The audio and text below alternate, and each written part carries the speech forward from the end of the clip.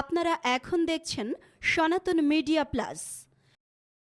অনেক যত্নে গড়া আমার শ্রীমন নিত্যানন্দ প্রভু, তার মাধ্যমে আমরা এই হরিনাম পেয়েছিলাম, ভাগবত পেয়েছিলাম, বৈষ্ণব সেবা পেয়েছিলাম।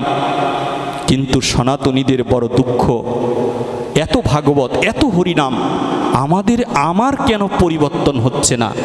পরিবর্তন যদি না হয় তাহলে প্রতিদিন স্কুলে গিয়ে লাভ কি? ম্যাট্রিক পরীক্ষায় ছেলেটা ফেল করলো, তাহলে এত স্কুলে যাচ্ছি কিন্তু ছেলেটা ফেল করলো কেন? ভাগবত এত শুনছি, হরিনাম এত শুনছি, আমার কেন পরিবর্তন হচ্ছে না? তাই তো উলঙ্গ এক বিভর্ষ সাধু সেই শুকদেব গোস্বামীপাদ হাজার হাজার মুনি ঋষিদের সম্মুখে উলঙ্গ হয়ে অমৃতময় হরিকথা প্রকাশ করেছিলেন। বলেছে, সাধু তুমি উলঙ্গ কেন? যেই আসরের রাজা পরীক্ষিত ভাগবত শুনে, একটা রাজা যেখানে ভাগবত শুনতে আসে, সেই আসরের প্রবক্তা কেন উলঙ্গ থাকবে? বস্ত্রের কি অভাব ছিল? পরীক্ষিত রাজা যদি ইচ্ছে করতেন শুকদেব গোস্বামীকে স্বর্ণ দিয়ে ড্রেস তৈরি করে দিতে পারতেন। শুকদেব গোস্বামী বলেছিলেন যে কামনা বাসনা এর বন্ধন থেকে আমি মুক্ত হয়ে মুক্ত হবার কথা বলতে এসেছি। আমি যদি মুক্ত না হই তাহলে আমার মুখে মুক্ত হওয়ার কথা শ্রবণ করে কোনো লাভ হবে না। তাই শুকদেব গোস্বামীপাদ বস্ত্রের বন্ধনটা পর্যন্ত ছিন্ন করে দিয়ে মুনি ঋষিদের মধ্যে বসে উলঙ্গ এক বিভর্ষ শুধু প্রকাশ করেছিলেন অমৃতময় ভাগবত কথামৃত নামক মহা ঔষধ। যেই ঔষধ ভক্ষণের মাধ্যমে কর্ণ দ্বারা, ইন্দ্রিয় দ্বারা ভক্ষণের মাধ্যমে রাজা পরীক্ষিতের মৃত্যুটা পর্যন্ত রোধ হয়ে গিয়েছিল। রাজা পরীক্ষিতকে জিজ্ঞেস করেছেন 7 দিন 7 রাত্রি ভাগবতের পরে শুকদেব গোস্বামীপাদ বলেছে, পরীক্ষিত, প্রথম যেদিন ভাগবত শুরু হয়েছিল সেই দিন আর আজকে 7 দিনের পরে তোমার কি পরিবর্তন হয়েছে? পরীক্ষিত বললেন, আমি তো কিছু জানি না, কিন্তু আমি শৃঙ্গি মুনির অভিশপ্ত ছিলাম, ব্রহ্ম অভিশাপ প্রভু মোচন হয়ে গিয়েছে। বলেছে, তোমার কি হয়েছে বলো? জন্ম যখন হয়েছে মৃত্যু তো তোমার হবেই। রাজা পরীক্ষিত বললেন, মৃত্যু আমার হবে, কিন্তু তোমার এই 7 দিন ভাগবত শোনার পরে আমার মধ্যে একটি ভাবের উদয় হয়েছে সাধু। বলেছে, কি সেই ভাব? বলেছে, সাধু গো, তুমি এমন প্রেমাময় দান করেছো কথার মাধ্যমে, সেই প্রেম হৃদয়ে মাঝে যখন স্থান করেছে আমার তো শুধু এখন আলিঙ্গন করতে ইচ্ছে হয়। বলেছে, যদি মৃত্যু আসে, যমরাজ যদি কাছে এসে, বলেছে যমরাজ আসলেও আমার কিছু যায় আসে না, তখন আমি হা কৃষ্ণ কৃষ্ণ বলে যমরাজকেও আলিঙ্গন করে আমি আমার দিব্যধাম প্রাপ্তি হয়ে যাব। ভাগবতে এসে সনাতনীরা আলিঙ্গন করে কেন? সনাতনীরা কেন আলিঙ্গন করবে একে অপরকে? এটা কি ঈদের আনন্দ, নাকি পূজার আনন্দ, নাকি অর্থ লাভের আনন্দ? ভাগবত শাস্ত্র প্রমাণ করেছেন কামনা বাসনার সাথে যুক্ত হতে হতে জড় কামনার বন্ধনে আমার এই দেহ নামক অস্ত্রটা নষ্ট হয়ে গিয়েছে। এখন আমার এই নোংরা দেহ দিয়ে কখনো কৃষ্ণ সেবা হবে না। তাই তো শাস্ত্র ছেদন করে দিয়েছেন যে তোমার দেহটা যদি কামনার দ্বারা নষ্ট হয়ে যায় তাতে কোনো অসুবিধা নেই। তুমি যদি বৈষ্ণব সঙ্গে গিয়ে অমৃত এক বৈষ্ণবকে আলিঙ্গন করতে পারো তাহলে তোমার দেহের মধ্যেই অমৃত বৈষ্ণবের প্রসাদগুলো তোমার দেহের মধ্যে প্রকাশ করবে। এই জন্য সনাতনীরা ভাগবতে এসে আলিঙ্গন করে একে অপরের সাথে আমরা জড়িয়ে ওই গুণগুলো যেন আমাদের মধ্যে প্রবেশ করে। সেই জন্য সনাতনীরা ভাগবতে এসে এই আলিঙ্গন ভক্ত পদ ধুলি আমরা গায়ে মেখে নেওয়ার প্রয়াস করি। এই অমৃতময় শাস্ত্র আমাদের মাঝে এমনি এমনি আসেনি। ভাগবত কোনো নাটক নয়, ভাগবত কোনো সিনেমা নয়, ভাগবতের আসরে আজে বাজে গান শোনা যাবে না। ভাগবত হচ্ছে সেই অমৃতময় কথা যেই কথা কীর্তনের মধ্যে বর্তমান রাধা কৃষ্ণের যুগল বিরাজ করছে। ভাগবতের মধ্যে গান করো ভাই, হরিনামের মধ্যে সিনেমার সুরে গান হয়, কোনো সনাতনী বাধা দেয় না। অথচ চৈতন্য মহাপ্রভু প্রকাশের আগে মহাপ্রভু নিত্যানন্দ প্রভুর মাধ্যমে বলেছিল, ওরে নিতাই, আমি আর যেখানেই থাকি ভাই, আমি তোমার হরিনামের আসরে থাকব। নিতাই বলেছে, দাদা তুমি কোথায় থাকবে? বলেছে আমি কোথায় থাকবো জানো? হরিনাম শ্রবণ করতে করতে যেই ভক্তের নয়ন জলে বক্ষ ভেসে যাবে, সেই ভক্তের পদধূলি মাঝে তুমি নিমাইকে খুঁজে পাবে। এই নিমাই বৈষ্ণবের পদধূলি মাঝে গড়াগড়ি দিয়ে এই বৈষ্ণবকে ধন্য করে দিয়ে যাবে। সেই আসরটাকে যদি নোংরা করে দেওয়া হয়, কি হরিনাম শ্রবণ করবো আমরা? দুর্লভং মনুষ্য জনম খনু ভঙ্গুর তত্রাপ্রিয় বৈকুণ্ঠ সুদর্শনম।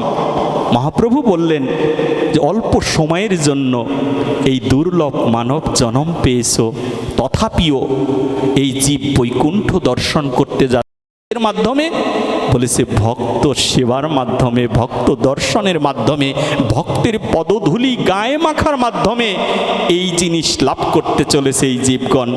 আজকে যে গৃহে হরিকথা হচ্ছে, গৃহকর্তা রঞ্জন হাজরা, ওনার সম্পর্কে আমার জানা নেই, আমি ওনার সম্পর্কে বিন্দু পরিমাণ জানি না। সত্যিই তো ভক্ত সম্পর্কে জানার অধিকার বা জানার ক্ষমতা কারই বা আছে? ভগবান নিজেই তো বলেছেন ভক্ত আমার মাতা পিতা, ভক্ত আমার গুরু, ভক্ত আমার নাম রেখেছে বাঞ্ছা কল্পতরু। ভক্ত ছাড়া, ভগবান ছাড়া ভক্তকে জানা যায় না। তবে আমি আবির্ধানিক অর্থ দেখেছি। রঞ্জন শব্দের অর্থ কি? ওনার বাবা মা পরম কৃষ্ণ ভক্ত ছিলেন বলে এমন একটি নাম রেখেছে। রঞ্জন থেকে এই রঞ্জনের আবির্ভাব হয়েছে। রঞ্জ ধাতু থেকে রঞ্জনের আবির্ভাব। রঞ্জন শব্দের আবির্ধানিক অর্থ হচ্ছে যিনি পরম আনন্দ দান করে থাকেন, তার নাম হচ্ছে রঞ্জন। এমনি একটি মধুর নাম। আজকে ওনার নামকে উনি অলঙ্কিত করেছেন। ওনার স্পর্শে আমরা যারাই যাচ্ছি তারা সবাই দুই বাহু তুলে বদনে হা নিতাই হা গৌর বলে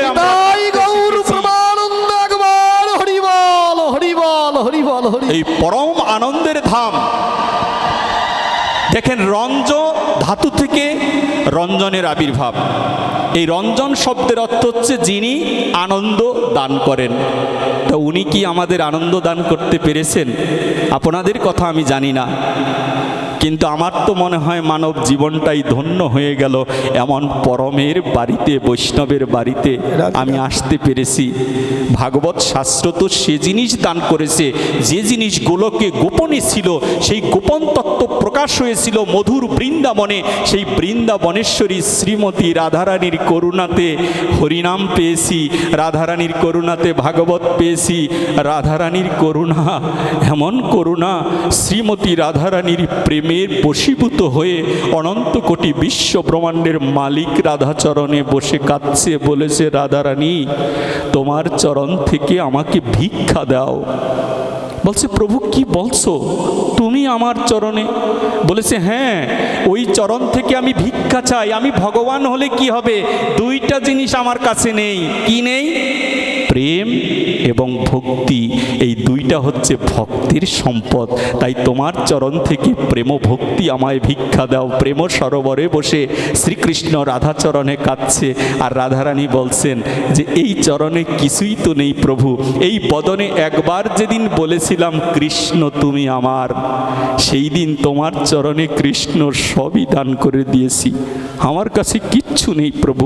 আজকে দেখেন, ভগবান ও ভক্তের সঙ্গ, রাধা নামক ভক্তের সঙ্গ করার কারণে ভগবান নিজেই গৌরাঙ্গ মহাপ্রভু রূপ ধারণ করেছেন। যেই গৌর ভগবান নয়, গৌর হচ্ছে অবতার নয়। 12টা অবতারের মধ্যে গৌরের নাম নেই। গৌর হচ্ছে অবতারী। অবতারী কেন? অবতার আর অবতারীর মধ্যে পার্থক্য কোথায়?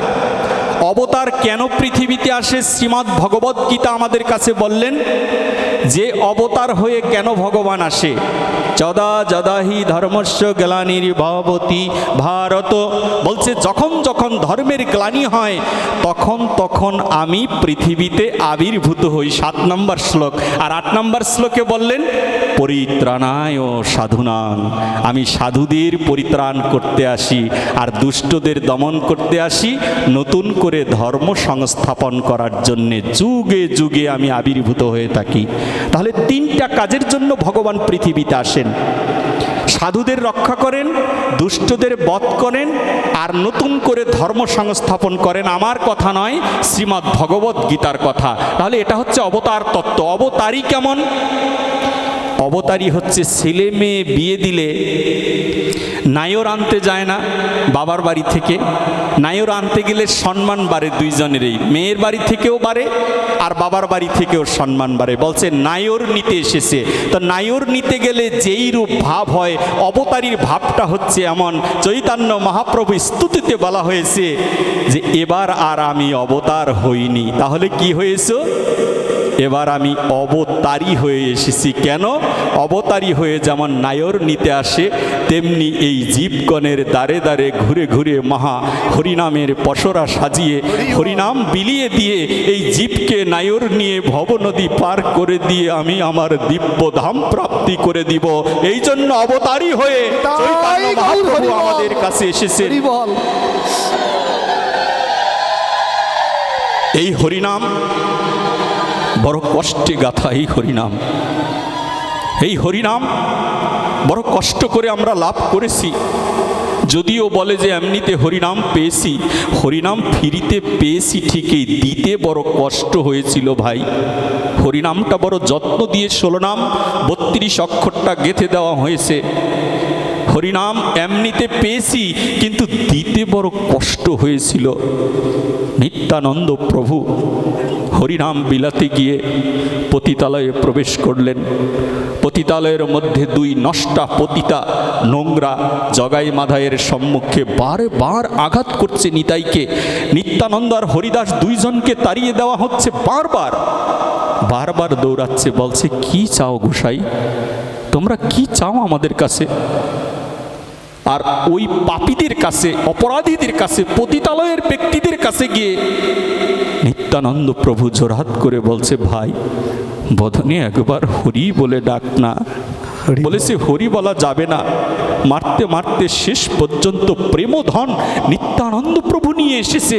সেই প্রেমধনের দাতাকে আজকে মাটির কলসি দিয়ে মাথাটা ফাটিয়ে দেওয়া হলো, রক্ত দিয়ে বক্ষটা ভেসে গেল। সেই দিন নিতাই যদি ঘরে ফিরে যেত, সনাতনীরা হরিনাম খুঁজে পেতাম না।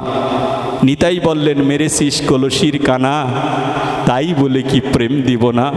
ওরে জগাই, ওরে মাথায় মেরেছিস, তাতে কি হয়েছে? 2 বাহু তুলে বদনে একবার হরি বলে ডাক, একবার হরি বল। হেন অবতারই কোনো দিন আর আসবে না। ওরে যদি গৌর না আসিত, কেমন হইত, কেমনে ধরিতাম দে। যদি গৌর না আসিত, কেমন হইত, কেমনে ধরিতাম দে। রাধার মহিমা প্রেম রস সীমা, জগতে আনিত কে, ভবে কে আনিত। ওরে গাও গাও গুণ গৌরাঙ্গেরই গুণ, সরল করিয়া মন। এমন বান্ধব এ ভব মাঝারে, নাহি হবে একজন, ভবে আর হবে না। আমার গৌরের মতো আর হবে না। মহাপ্রভুর মতো আর কোনো দিন আমরা লাভ করতে পারবো না। আরে মহাপ্রভু তো মহাপ্রভু নয়, মহাপ্রভু স্বয়ং বৃন্দাবনের সেই গোপন তত্ত্ব শ্রীমতী রাধারানী গো। বৃন্দাবনের দ্বারে এখনও রাধারানী ঘুরে বেড়ায়। যারা বৃন্দাবনে গিয়েছেন, যাদের কৃষ্ণ ভক্ত একটা কর্ণ রয়েছে, ওই কানে রাধারানীর নূপুরের ধ্বনি আজও বৃন্দাবনে বেজে বেড়ায়। বৃন্দাবনের দ্বারে দ্বারে ঘুরে ঘুরে বলেছে, রাধারানী কি করো গো ঘুরে ঘুরে? ব্রজগোপী বলছেন, অন্ধকার গভীর রাত্রে খালি পায়ে। বলেছে, রাজার মেয়ে তুমি খালি পায়ে কেন গো? বলেছে, কেন গোপীগণ তোমরা শুনছো না? পা যদি চপ্পল দিয়ে আটকিয়ে রাখি, তাহলে এই চরণের ধুলি তো কেউ লাভ করতে পারবে না। তাই রাজার মেয়ে হয়েও কমলচরণ নিয়ে রাস্তায় রাস্তায় ঘুরে বেড়ায়। ব্রজগোপী বলছে, এত রাত্রে কেন এসেছো? তোমার কি খিদে লেগেছে? বলেছে, আমার ক্ষুধা লেগেছে গোপীগণ। বলেছে, খিদা লাগলে কি খাবে বলো, তোমাকে দেই। বলেছে, কি খেতে এসেছি জানো? মুখ নামক ইন্দ্রিয় দা খাবার জন্যে আসিনি, কর্ণ নামক ইন্দ্রিয় দা খেতে এসেছি প্রসাদ। বলেছে, কি সেই প্রসাদ? বলেছে, ওরে গোপী, জনমে জনমে যা চাস তোদের তাই দান করে দিব, শুধু বাহু তুলে একবার কৃষ্ণ কৃষ্ণ কৃষ্ণ বলে কেঁদে বেড়া, একবার কৃষ্ণ নাম কর তোরা, ওই নাম শ্রবণের জন্য তোদের দ্বারে দ্বারে ঘুরে বেড়াই। নবদ্বীপের শ্রীনিবাস ঠাকুর অত্যন্ত যত্নবান মহাপ্রভুর এক প্রিয় ভক্ত পার্শ্বদ।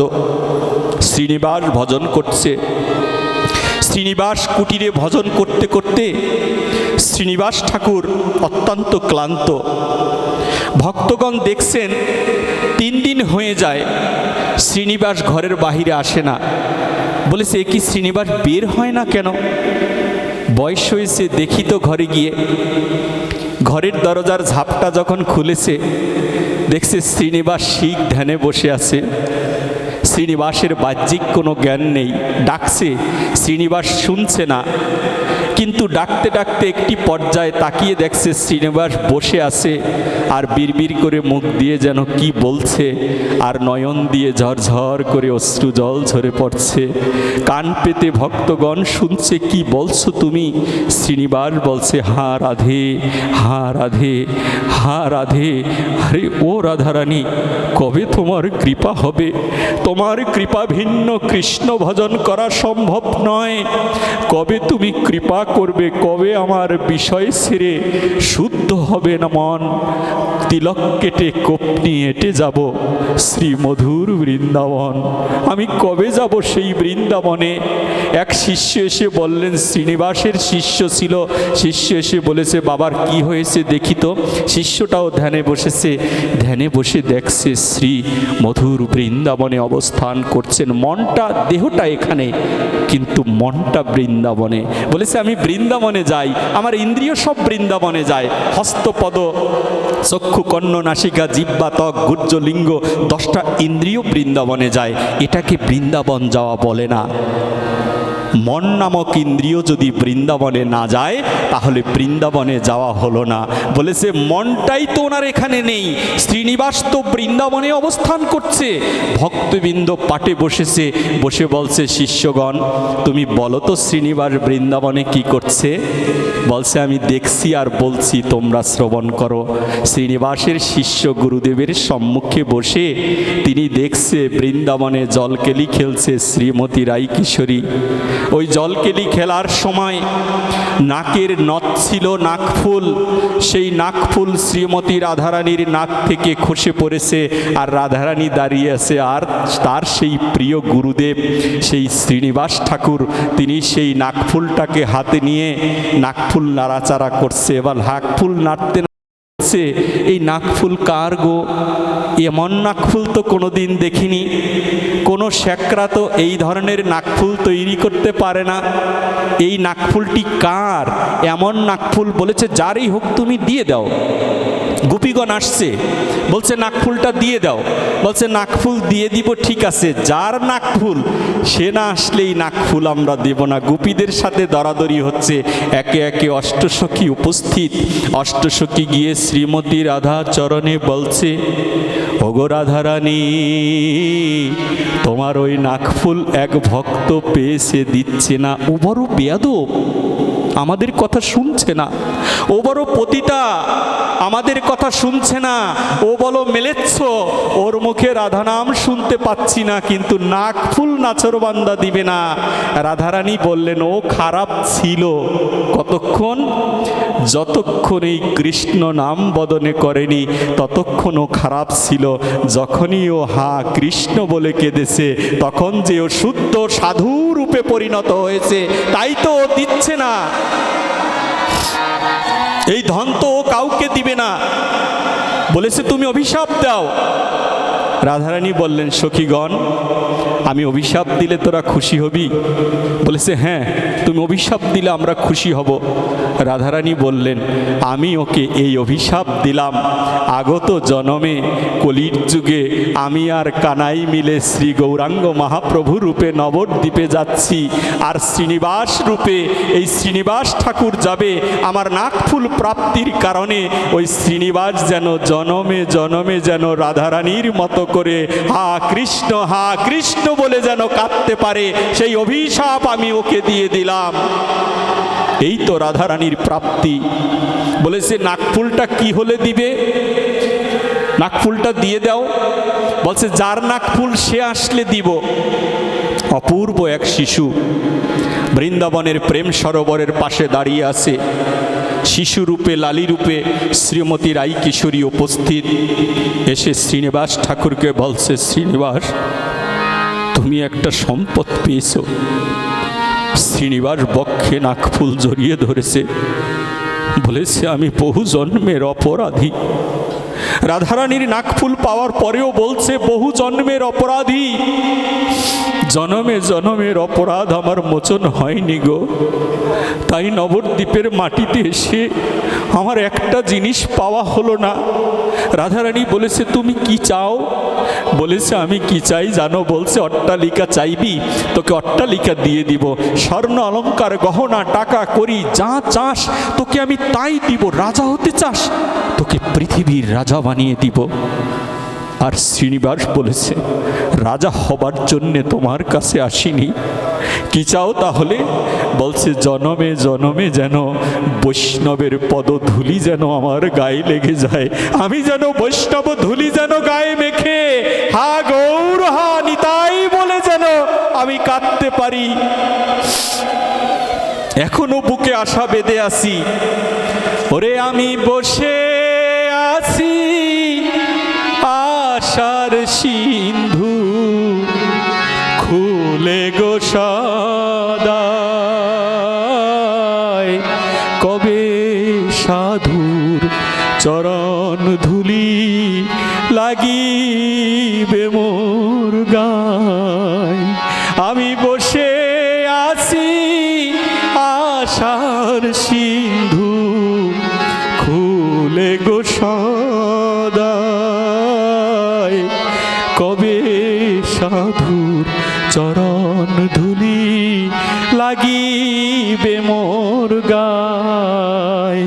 আমি শুনেছি সাধুর চরণের মহিমা,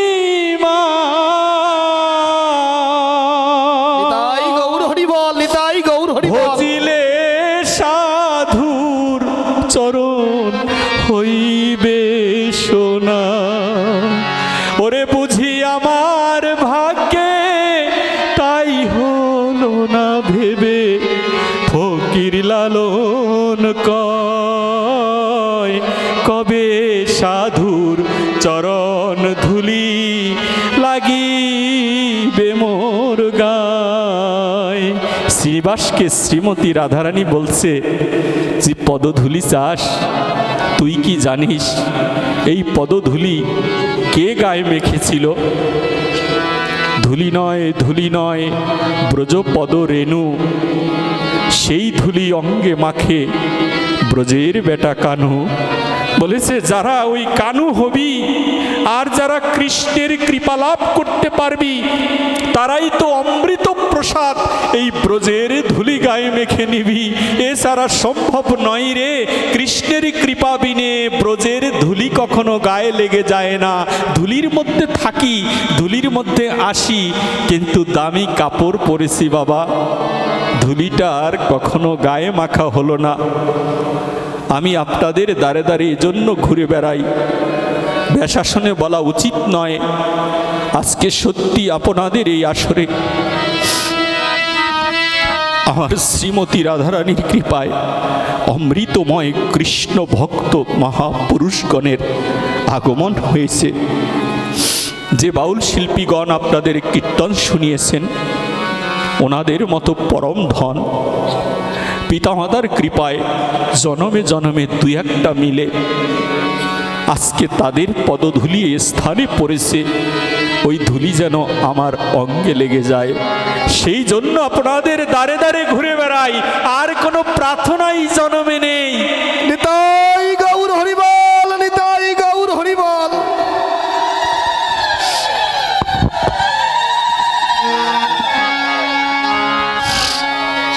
আমাদের এই জনমে জনমে একটি প্রার্থনার জন্য সাধু সঙ্গে আসতে হয়। বলেছে সাধু সঙ্গে আসা দরকার কি? শাস্ত্র গ্রন্থ পড়ি, ভাগবত মুখস্থ করি, শ্রীমদ্ ভগবত গীতা মুখস্থ করি। ভাগবতের 12টা স্কন্ধ, 335টা পরিচ্ছেদের মাধ্যমে ভাগবত বর্ণনা করা হয়েছে। 18,000 শ্লোক, 18,000 শ্লোক আমি মুখস্থ করি। শ্রীমদ্ ভগবত গীতার 700 শ্লোক 1400 লাইন আমি মুখস্থ করি। শ্রী শ্রী চৈতন্য চরিতামৃত গ্রন্থের 62টা পরিচ্ছেদ 3টি অধ্যায়ের মাধ্যমে আমি মুখস্থ করি। তাহলেই তো হয়ে যায়। এইগুলো অধ্যায় করলে কি আমি ভক্ত হতে পারবো না? বলেছে না, পারবেন না। বলেছে আরেকটা কাজ করি, মাল্টিমিডিয়ার যুগ, নেটের মাধ্যমে হরিকথা শ্রবণ করে আমি এই ভক্তি অর্জন করি। বলেছে না, তাতেও হবে না। বলেছে কেন হবে না? বলেছে নেটের মাধ্যমে ভাগবত কথা শ্রবণ করতে পারবেন, কথা জানতে পারবেন, কথা শিখতে পারবেন, ভজন শিখতে পারবেন, কিন্তু নেটের মাধ্যমে তো বৈষ্ণবের পদধূলি আপনি পাবেন না। ওই বৈষ্ণবের ধূলি যদি পেতে হয়, তাহলে বৈষ্ণবের বাজারে এসে বৈষ্ণবের পদধূলি গায়ে মেখে নিলে একমাত্র অমৃত স্বাদ আস্বাদন করা যাবে। সেই জন্য আমাদের এই বৈষ্ণব সঙ্গে আসা উচিত। সাধুর সঙ্গে আমরা এজন্য আসি। বলেছে ভাগবত গীতা পড়ি। হ্যাঁ, আপনারা দেখবেন যে স্টুডেন্টরা ডাক্তার ইঞ্জিনিয়ার হয়। ডাক্তার ইঞ্জিনিয়ার হলে বলছে ঢাকা নীলক্ষেতে গিয়ে MBBS এর এক সেট বইয়ের দাম 40,000 টাকা, প্রথম বছরের বই। এই 40,000 টাকার বই কিনে এনে ঘরে বসে পড়ে আমার ছেলেটা MBBS পাশ করলো। মুখস্থ করলেও আপনার বাচ্চাটা MBBS পাশ করতে পারবে না। ওই বইগুলোই আপনাকে ভার্সিটিতে গিয়ে পড়তে হবে। MBBS করছে, আপনাকে পড়তে হবে মেডিকেল কলেজে গিয়ে। ওই বইগুলোই পড়াবে, তখন আপনি ডাক্তার হতে পারবেন, ইঞ্জিনিয়ার হতে পারবেন। ওই একই বই ঘরে বসে পড়ে কোনো দিন আপনি ডাক্তার ইঞ্জিনিয়ার হতে পারবেন না। তদ্রূপ এই জীবের মহা বিমারি হয়েছে। কি বিমারি? জন্মগ্রহণ করছে, আবার মৃত্যুবরণ করছে। এর নিরাকরণ করার চেষ্টা করলো না। জন্ম নিচ্ছে, আবার মরে যাচ্ছে। কিন্তু এই জীবের মঙ্গল কিসে হবে, সেই কথাই তো শ্রবণ করা হলো না। এই জীবের যদি মঙ্গল হতে হয়, যেমন সুখদেব গোস্বামী পাদ, সুখদেব গোস্বামীর আসরে বলা হয়েছিল, এই যে ব্যাসাসন নিয়ে কথা হয়েছিল, রঞ্জনদা বলেছিলেন যে উনি চেয়ারে বা সোফায় বসে ভাগবত প্রচার করে না। কেন? চেয়ারে বসে কেন আমি ভাগবত প্রচারের সাথে যুক্ত থাকি না? এর অন্যতম কারণ কি? চেয়ারে বসে একজন প্রচারক প্রচার করতে পারেন যদি তিনি শারীরিক অক্ষমতা বা অসুস্থতা থাকে, এতে কোনো দোষ নেই। কিন্তু শুদ্ধ হরিকথা সুখদেব গোস্বামীপাদ এমন সমতল আসনে বসে বলেছিলেন কেন? সুখদেবকে প্রশ্ন করা হয়েছিল, 4টা পুরুষ তোমার এই আসরে ভাগবত শুনছে। এক তুমি, তোমার পিতামহ এবং তোমার দাদু, আর তোমার দাদুর দাদু পরাশর মুনি সহ এই আসরে উপস্থিত আছে। এখন সাধু তোমার কাছে জিজ্ঞাসা যে তোমার বাবা কেন এই ভাগবতের আসরে ভাগবত শুনতে আসলেন? তোমার বাবার তো আসার দরকার ছিল না, তিনি তো ভাগবতের প্রণেতা, তিনি তো জানেন এর মধ্যে কি আছে, তিনি কেনই আসরে আসলেন? সুখদেব গোস্বামী বললেন, মুনিবর আপনারা কি শ্রবণ করবেন নাকি দর্শন করতে চান? বলেছে দেখতে পারলে কে শ্রবণ করে? বলেছে চর্মচক্ষু দ্বারা এই জিনিস দর্শন করা সম্ভব নয়, আপনাদের চোখ মুদিত করে আজকে দর্শন করুন। আমার বাবা সুখদেব গোস্বামীর আসরে বসে কোথায় বসে ব্যাসদেব ভাগবত শ্রবণ করছে, যেই মাত্র মুনি ঋষিগণ চোখ বন্ধ করলেন, দেখছে সুখদেব গোস্বামীপাদ ব্যাসদেবের কোলের মধ্যে বসে অমৃতময় হরিকথা কৃষ্ণ কথা প্রচার করছে। বলছে শিশুর পিতা ঘুমিয়ে আছে, সব শিশুরই অন্তরে পিতার কোলে বসে ভাগবত কথা বলছে। সেই পিতার কোলের মধ্যে পাটা ঝুলিয়ে বসার মতো স্পর্ধা এই অধমের যেন কোনো দিন না হয়। তাই তো এমনি করে আপনাদের মাঝে বসে থাকি। বলছে প্রণামই নেয় না। সুখদেবকে প্রশ্ন করা হয়েছিল, সাধু 7 দিন হলো প্রণামই নেবে না, ভাগবত শ্রবণ করালে অমৃতময় কথা, তোমাকে প্রণামী দিতে চাই, ভাগবত শুনলে প্রণামী দিতে হয়। সুখদেব বললেন, আমি প্রণামী গ্রহণ করেছি। বলছে কখন গ্রহণ করলে প্রণামী? মুনি ঋষিদের সাথে একটা ঝোলা থাকে, পোটলা, পোটলাটাকে সবাই খোঁজাখুঁজি করছে, হারালো কিনা, কি কি আছে দেখি। হাত দিয়ে দেখে সব কিছুই ঠিক আছে, কোমণ্ডলও ছিল, বহির্বাস ছিল, জপমালা ছিল, এইগুলো সব ঠিক আছে। বলছে সাধু তুমি আমাদের কাছ থেকে কি প্রণামী নিলে? বলছে হরি কথা হচ্ছে পারমার্থিক কথা, পারমার্থিক কথা শ্রবণ করার বিনিময়ে আমি পারমার্থিক প্রণামী গ্রহণ করেছি। পারমার্থিক প্রণামী আসলে তুমি কি গ্রহণ করলে? বলছে পারমার্থিক প্রণামীর নাম হচ্ছে সাধু গুরু বৈষ্ণবের পদধূলি। আমি বৈষ্ণবের পদধূলি গ্রহণ করেছি এই হরি কথা কৃষ্ণ কথার মাধ্যমে। এতে কোনো লেনদেনের সম্পর্ক এর সাথে নেই।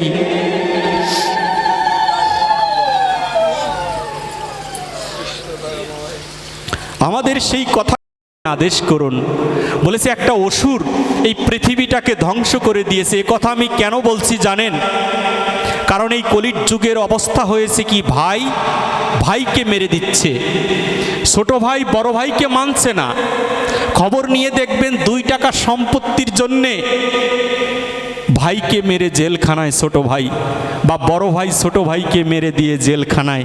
এটা কোনো ভগবান রামচন্দ্রের আদর্শ নয়, এটা ভগবান শ্রীকৃষ্ণের আদর্শ নয়, এটা ভগবান শ্রী চৈতন্য মহাপ্রভুর আদর্শ নয়। শুধু মুখে বললে হবে না মহাপ্রভুকে ভালোবাসি, মহাপ্রভুর আদর্শটা আমাদেরকে লালন করতে হবে।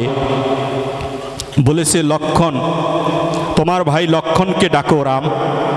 বলেছে কেন? বলছে ওই অসুরটা পুরা স্বর্গরাজ্য ধ্বংস করে দিচ্ছে।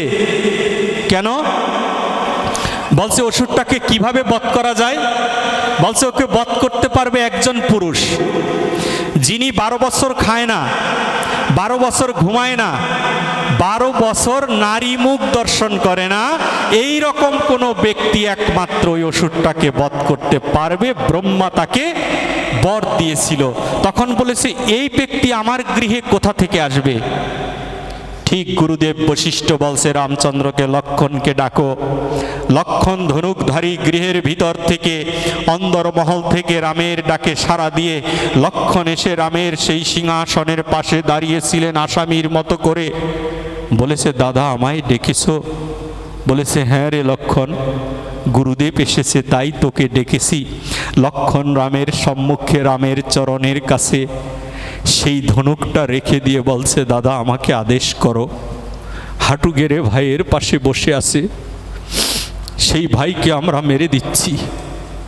রামচন্দ্র বলছে লক্ষণ 12 বছর খায় না, 12 বছর ঘুমায় না, 12 বছর নারী মুখ দেখে নাই, গৃহে কে আছে? লক্ষণ রামচন্দ্রের চরণ ধরে কাঁদছে, দাদা তুমি না অনন্ত কোটি বিশ্ব ব্রহ্মাণ্ডের মালিক, তুমি না অন্তর্যামী ভগবান, তুমি কি দেখতে পাও না এই হৃদয়ের কান্না? তুমি কি দেখতে পাও না হৃদয়ের মাঝে কাকে বসিয়ে রেখেছি? তুমি কি দেখতে পাও না দাদা তোমার ভক্ত হনুমানের বক্ষ ছিঁড়ে প্রমাণ করেছিল রাম সীতা বক্ষ মাঝে রয়েছে। লক্ষণের বক্ষ ছিঁড়লেও তুমি ওই রাম সীতাকে উপস্থিত পাবে এই হৃদয়ের মাঝে। দাদার ছবি এই হৃদয়ে রেখেছি। শুধু 12 বছর নয়, 14 বছর সন্ন্যাস গ্রহণ করেছিলাম। সেই 14 বছর পর্যন্ত লক্ষণ আমি কিছু খাবার গ্রহণ করিনি। লক্ষণ বলেছে আমি 14 বছর ঘুমাইনি, 14 বছর নারী মুখ আমি দর্শন করিনি। বলেছে কি বলছো লক্ষণ? বলেছে হ্যাঁ দাদা। বলেছে নারী হিসেবে আমার সীতা তো আমার সাথে ছিল, তুমি কি সীতার মুখ দর্শন করনি? বলেছে না দাদা, যেদিন সন্ন্যাস নিয়ে তোমার সাথে গিয়েছিলাম সেই দিন মা কৈকিকে প্রণাম করেছিলাম। আর কৈকি বলেছিল লক্ষণ তোর তো বারে বারে শুধু খিদা লাগে, ওই জঙ্গলে গিয়ে বাবা কি খাবি তুই? বলেছে মা তুমি বলে দাও কি খেলে আমার ক্ষুধা নিবারণ হবে? বলেছে লক্ষণ রে তোর যদি বেশি খিদা লাগে বাবা তাহলে সীতা মায়ের চরণ দর্শন করবি। বলেছে ওই চরণ দর্শন করলে কি হবে? বলেছে ওই বৈষ্ণবের চরণ দর্শন করলে তোর খিদা তৃষ্ণা দূরে চলে যাবে, আর তুই হা রাম বলে জনমে জনমে কাঁদতে পারবি। সেদিন থেকে ক্ষুধা লাগলে আমি মায়ের চরণ দর্শন করেছি, জীবনে কোনোদিন মায়ের বদন দর্শন করিনি। রাজা রামচন্দ্র শুনতে পেয়ে সিংহাসন ছেড়ে দিয়ে হাঁটু গেড়ে ভাইয়ের সামনে বসে জোরহাত করে বসে আছে। বলেছে, লক্ষণ তুই ছোট ভাই বলে আজকে তোর চরণে আমি প্রণাম করতে পারলাম না রে, আজকে তোর চরণের দাসী হতে পারলেম না গো। ওরে আগামী জনমে তুই হবি দাদা বলরাম, আর আমি হব ছোট ভাই কৃষ্ণ। তখন বৃন্দাবন লীলায় বলরামের পদধূলি এই কৃষ্ণ অঙ্গে মেখে নিয়ে হা গোবিন্দ হা গোবিন্দের মতো করে ভক্তদের শিক্ষা দিয়ে যাব কি করে গোবিন্দের নাম গুণাগুণ, ভক্তের নাম গুণাগুণ করতে হয়।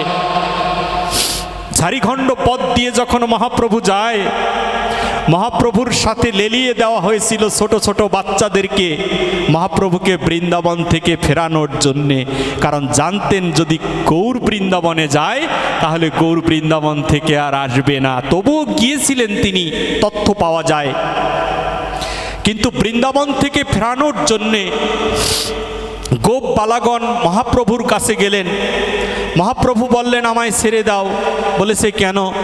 বলেছে, ছেড়ে দিবে এই জন্য যে আমি বৃন্দাবনে যাব, আমার বৃন্দাবন মনে পড়েছে, আমার যমুনা মনে পড়েছে, আমার ঝাউবন মনে পড়েছে, আমার যে ব্রজ গোপীর কথা মনে পড়েছে, আমাকে ছেড়ে দাও তোমরা। আর গোপবালারা গিয়ে মহাপ্রভুর পা ধরে কাঁদছে। বলেছে, প্রভু গো, তুমি বৃন্দাবনে প্রভু যেও না। বলেছে, না, বৃন্দাবন ছাড়া আমি থাকতে পারবো না। বৈষ্ণব কর্তা পাশ থেকে বললেন, প্রভু তোমায় বৃন্দাবনে যেতে হবে না, তুমি যেখানে উপস্থিত হবে সেই ভক্ত মাঝে যখন তুমি যাবে, যেখানে তুমি যাবে সেখানেই হবে নবমধুর বৃন্দাবন। সেই বৃন্দাবনে তুমি সব দর্শন করতে পারবে।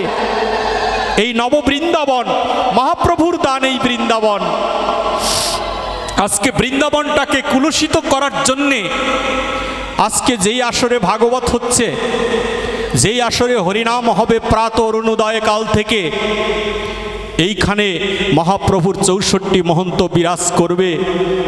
সনাতনী, প্রিয় সনাতনী ভক্তগণ, আপনাদের কাছে নিত্যানন্দ সেবাশ্রম থেকেই মিনতি করছি, এই হরিনামের আসরে বসে কেউ বাদাম খাবেন না, হরিনামের আসরে বসে কেউ চিপস খাবেন না, হরিনামের আসরে বসে আজে বাজে যেন ঠোঙ্গা না পাওয়া যায়। হরিনামের আসরে যদি 10 মিনিট পারেন 10 মিনিট থাকুন, না হলে আপনি চলে যান ঘরে বসে হাতে তালি দিয়ে হরিনাম সংকীর্তন করুন, মহাপ্রভুর কৃপা লাভ হবে।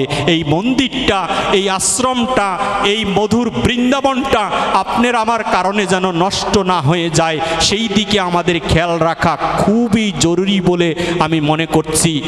ইউটিউবের মাধ্যমে প্রচুর বৈষ্ণবগণ এই হরিকথা প্রচার করছেন। অনেক ইউটিউবার আছে, যেমন আমার কোনো ইউটিউব চ্যানেল নেই, তবুও ইউটিউবে শাওন মল্লিক নামটা সার্চ দিলেই শত শত পাঠ চলে আসে। এই ইউটিউবারদেরকে ছোট করে দেখার কোনো সুযোগ নেই। কেন নেই? তারা হচ্ছেন শ্রেষ্ঠ, কলির যুগের শ্রেষ্ঠ সন্তান। তারা যে প্রচারের সাথে যুক্ত, প্রচার কে করেন? প্রচার করেন একমাত্র নিত্যানন্দ প্রভু। ওই নিতাইয়ের কৃপা তাদের উপরে বর্ষিত হয়েছে বলে এই ইউটিউবাররা হরিকথা, কৃষ্ণ কথা লক্ষ লক্ষ মানুষের গৃহে পৌঁছে দিচ্ছেন। তাদেরকে ছোট করে কেউ দেখবেন না। এক ইউটিউবার আমাকে বলছেন, প্রভু আমি ইউটিউবে আপনার কথাগুলো প্রচার করার জন্য আসি না। তাহলে কেন আসো? বলছে, প্রভু আমি পাঠটা শ্রবণ করার জন্যে আসি। কিন্তু আমার দুঃখ কি জানেন? গেলে না কমিটির লোক আমাদের সাথে খারাপ ব্যবহার করে।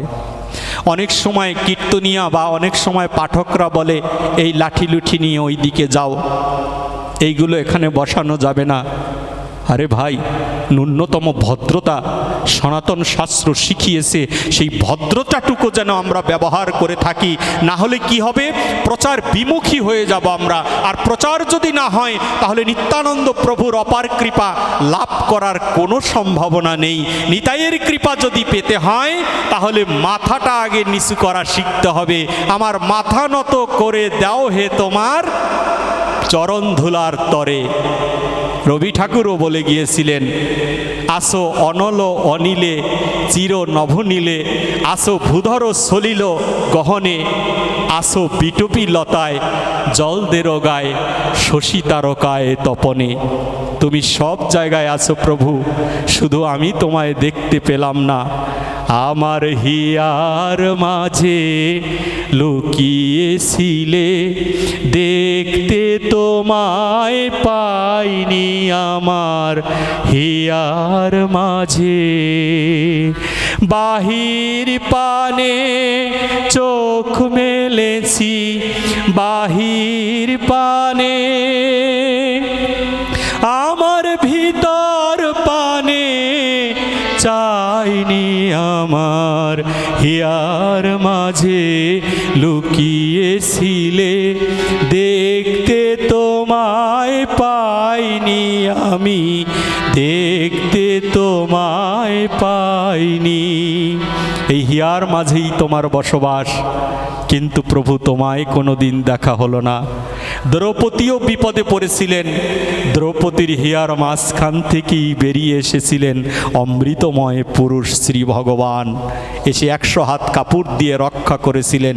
দ্রৌপদী উলঙ্গ প্রায়, রক্ষা করার কেউ ছিল না। দ্রৌপদীর 5টা স্বামী ওই আসরে বসা ছিল।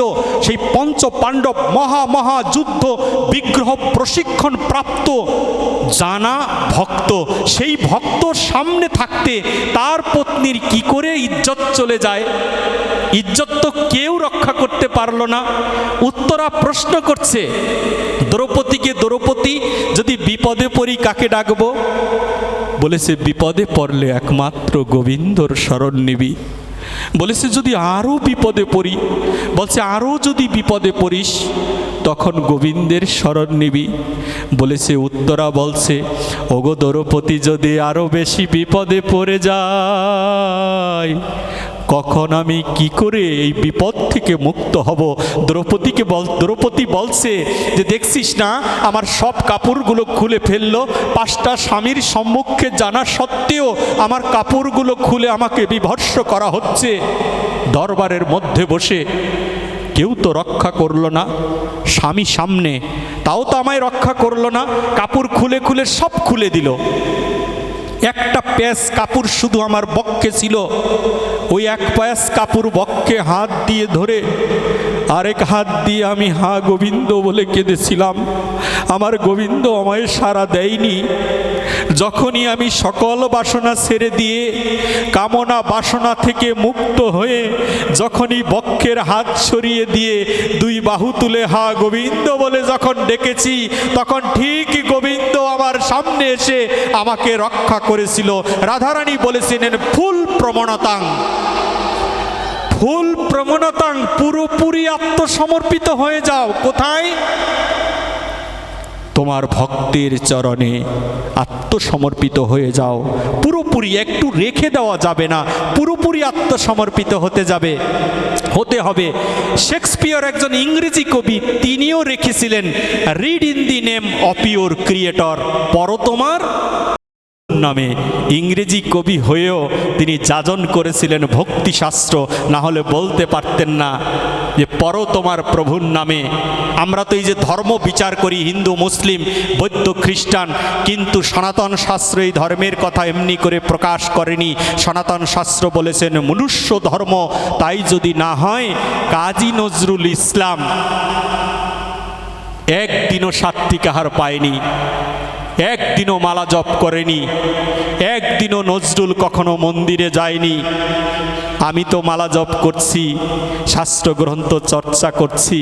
সেই নজরুলও একদিন ঘরের মধ্যে শুয়ে শুয়ে নয়ন জলে ভেসে ভেসে নজরুল বলে উঠলেন, হে গোবিন্দ রাখো চরণে মোরা তব চরণে শরণাগত, তব চরণে শরণাগত, আশ্রয় দাও আশ্রিত জনে, রাখো চরণে। নজরুল কি করে জানলো হে গোবিন্দ তোমার চরণে রাখো? আমি তো খুব সনাতনী দেখাচ্ছি, আমি কি চরণে রাখার কথা বলেছি কখনো গোবিন্দকে? নয়ন জল ফেলেছি, সন্তান মানুষ করার জন্য কেঁদেছি, কত করে নৈবেদ্য দিয়ে ভগবানের কাছে কেঁদেছি, কিন্তু কোনোদিন মায়ের পেটে বাচ্চা থাকার সময় কখনো বলিনি গো। এই যে বাউল সম্রাটরা এখানে উপস্থিত, সন্তান মায়ের পেটে, ওই মা কোনোদিন কেঁদে কেঁদে কৃষ্ণ চরণে বলল না, মাগো যদি আমার ঘরে ভগবান একটা বাচ্চা দাও, যেন ওনাদের মতো যেন পরম বৈষ্ণবে পরিণত হয়। এই কথা কোনোদিনই বললাম না, এই প্রার্থনা কোনোদিন করলাম না। তাহলে কি করে এটা হতে পারে? যেই আসরে বসে আজকে আমরা কৃষ্ণ কথা শ্রবণ করছি, আমার দৃঢ় বিশ্বাস এই রঞ্জন হাজরা কোনো ছেলে খেলার জন্য উনি আসেননি। উনি আমার মতো অপরাধীকে ওনাদের মতো বৈষ্ণবদের পদধূলি দিয়ে মুক্ত করার জন্য এসেছেন। ওনাদের পদধূলির জন্য এখনো বুকে পাথর বেঁধে দাঁড়ে দাঁড়ে ঘুরে বেড়াচ্ছি আপনাদের পদধূলির জন্য। নিত্যানন্দ সেবাশ্রমের পক্ষ থেকে বিশ্বাস করুন 800-র উপরে প্রোগ্রামে এখনো উপস্থিত হতে পেরেছি। কারো কাছ থেকে গাড়ি ভাড়া নিয়ে নয়, কারো কাছ থেকে বাটার প্রণামী নিয়ে নয়, কারো কাছ থেকে এক্সট্রা কন্ট্যাক্ট করার জন্যে আমরা আপনাদের কাছে আসার প্রয়াস যেন কোনো দিন না করি।